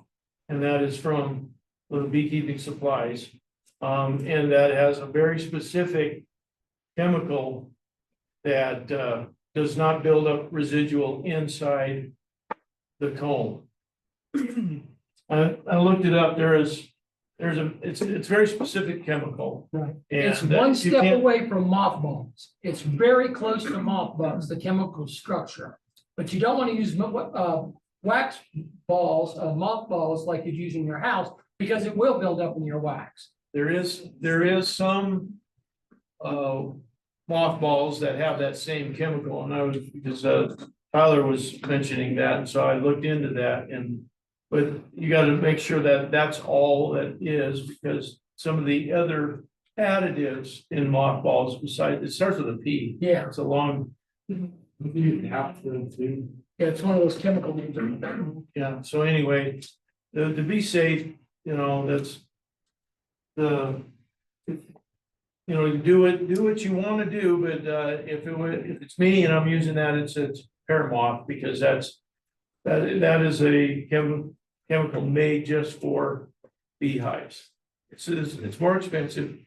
Do your own research. If you want to pick up some mothballs from the dollar store, just make sure that it's the right chemical and there's no other additives in it. But do you like wrap the whole super in like saran wrap and store it in your? There's some that do, but the wax moths, I've seen them get past trash bag sealed, and all it takes is one egg. Because that egg might already be in that wax. And if So it you is, seal it up in plastic. and you open in the spring, it's gonna be all snap. We had that with Unless you freeze it, yeah. If you're storing multiple supers, you add the Paramoth and Yeah, you do want to seal that. they say that they put it on top, you put it on top, but basically what I've done is I just stack them. 10 high or whatever, put that Paramoth and then lid it. And that's all you have to do. They make a nice little thing you can buy for $30. It's got a little drawer on it and all that stuff. Just take a small piece of newspaper like this big and put it on top and put your Paper plate Paramoth on work there. too. It works just as well. Paper plate. Right, and I put them down on plywood so that they can't get in here, and I stack them up, and I just used a screened inner cover on the top. Screened inner cover, and then I put a rock on it so that it doesn't blow off, and the rock I put right over the hole, so whatever rain or snow doesn't go down in the hole. And if you can store them inside, it's better than outside. You have a place to store them inside.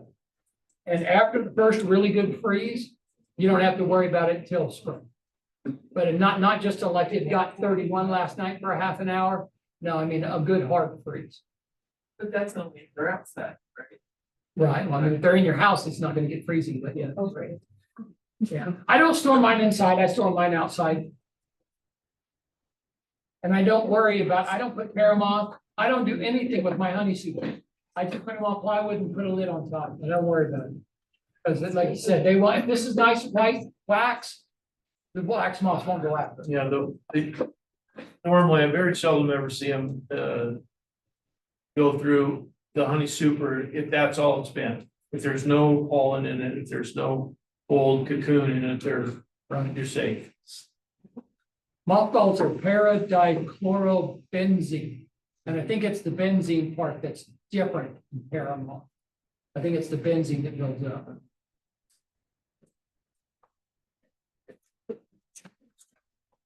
Well, that's good. Okay. So, I have one more question. yeah, Last year, my honey got really, I put it through the strainer, but it still got really crystallized. Yep. quickly. that's good. Oh, okay. That's how you can tell it's real honey. It's because crystallized. So if you want to reconstitute it, you just warm it up in warm water, give a water bath. Do not put it in the microwave. Microwave will destroy the enzymes. Yep. This time of year, yeah. Melts it, right? Yeah.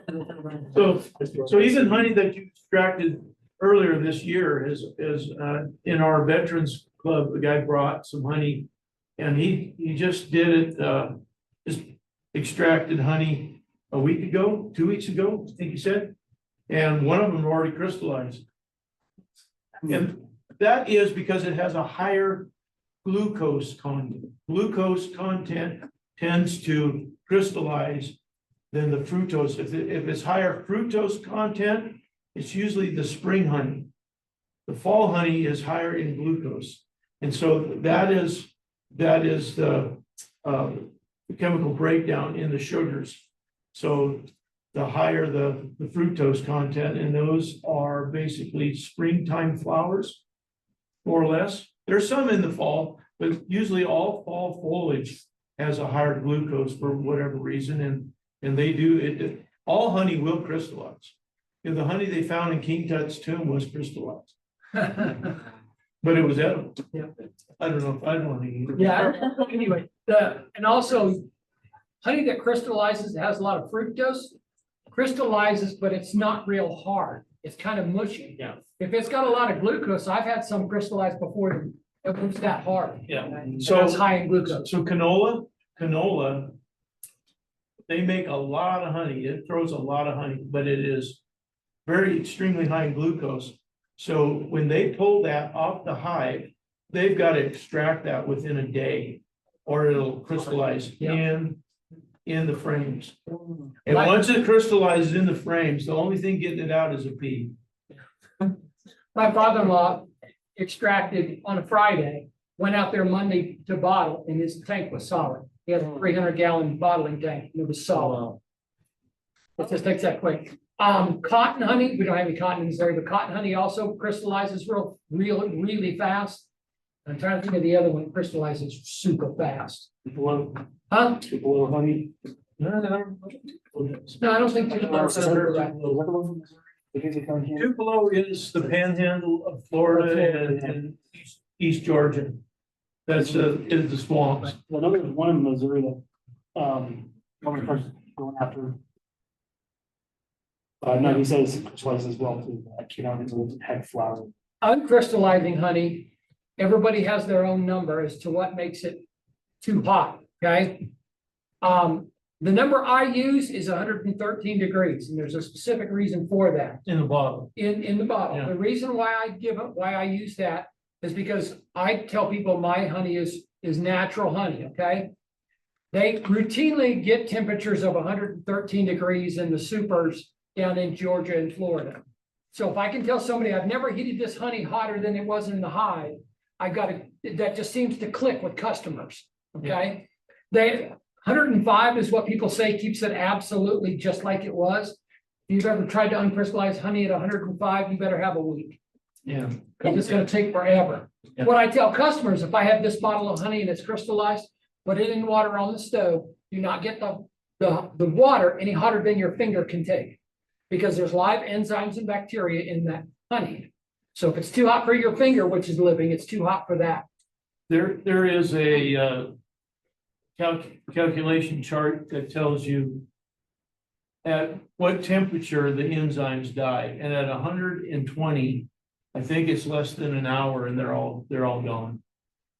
So, and you know, that's why the honey in the store never crystallizes, because they have to flash heat it. They pasteurize it. It's 180 degrees. They flash heat it at 180, and so that's why it doesn't crystallize. But you know, some of their labels say raw and filtered honey. And it's like, Yeah, it's just like probably pulled that off the internet. Yep. They also say it's 100% honey, and then every time they test it, it's got rice syrup in it because it came from China. Yeah. Or it's organic.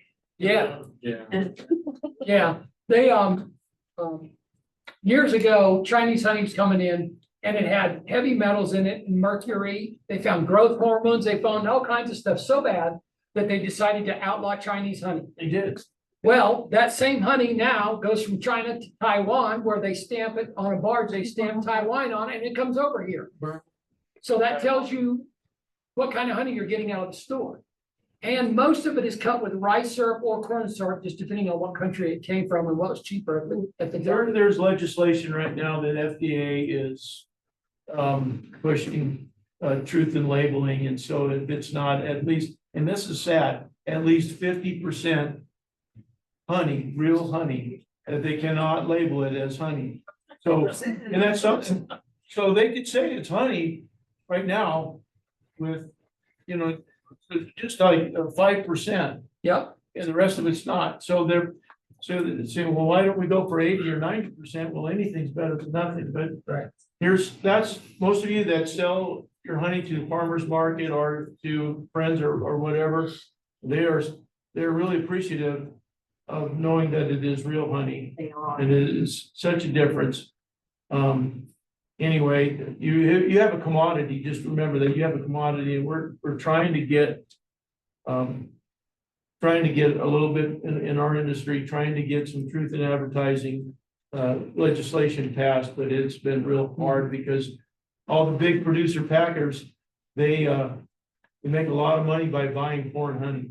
So most of the foreign honey right now is out of Brazil and Argentina, which is okay because they're a lot better than China. China's almost been shut down with not only the tariffs, but also with the regulations because it is so bad. It is. Yeah. Yeah. The National Honey Board goes out every year and they buy hundreds of containers of honey, everybody's label they can find, and they test it. And it says 100% honey, raw, natural. And every year it comes in between 75 to 85% of it has got corn or rice syrup every year. Yep. So when you're taking that thing of honey off the shelf, you may get 100% honey, but you've got a 15 to 25% chance that that's real honey.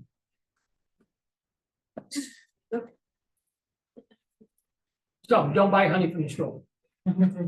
Honey's the third most traded food. Yeah, that probably the better. I know the big thing now is they're ready, puts the food in oil and olive oil. Olive oil is one of them. So